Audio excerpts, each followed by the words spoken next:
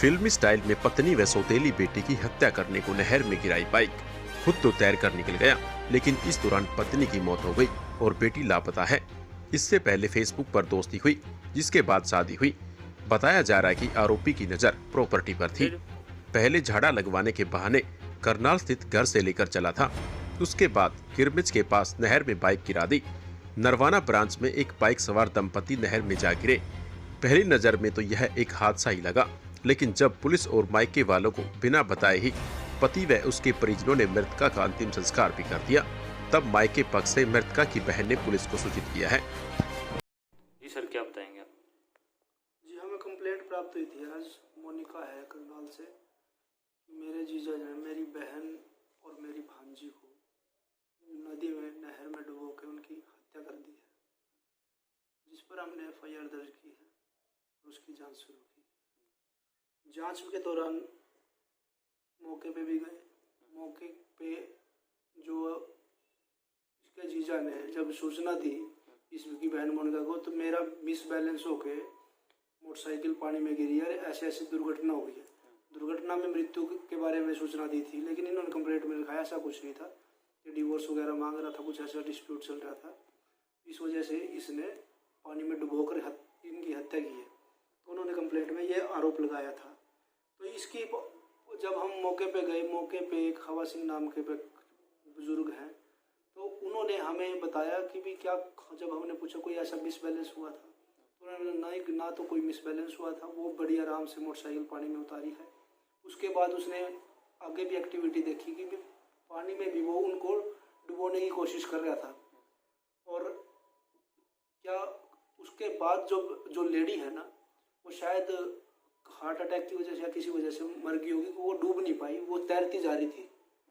तो फिर उसको भी आगे दो लड़कों ने पानी से निकाला। तो पानी से निकालने के बाद उसका भी मोनिका वगैरह के उसके पार्षद को सूचना दिए बिना उसका दाह संस्कार करवा दिया। तो तफ्तीश के दौरान जब हम आरोपी को हमने काबू किया, पूछताछ की, तो पूछताछ में फिर यही बातों की पुष्टि होने पाई कि भी ये बाहर जाने का एक इच्छुक था, इसकी एक तमन्ना थी कि मैं बाहर जाऊं, लेकिन इसका पैसे का इतना सिस्टम नहीं था। तो इसकी फेसबुक पे जो ये शैली जो मृतक है, ये शैली से दोस्ती हुई। दोस्ती के दौरान उसको पता चला कि भाई वो एक विधवा है और उसकी 39 साल की औरत है और इसकी 16 साल की तान्या नाम की एक बेटी है और ये खुद 25 साल का है। तो इसको पता चला कि इसके पास बैंक बैलेंस भी अच्छा है और फ्लैट वगैरह है दिल्ली में, पैसा पूसा ठीक है। तो दोस्ती हुई। दोस्ती के दौरान, प्यार के दौरान शैली ने इसको वादा किया कि भी, इसने बोला मैं बाहर देश जाना चाहता हूँ, तो कि मैं भी जाऊँगी, मैं खर्चे भी जाऊँगी।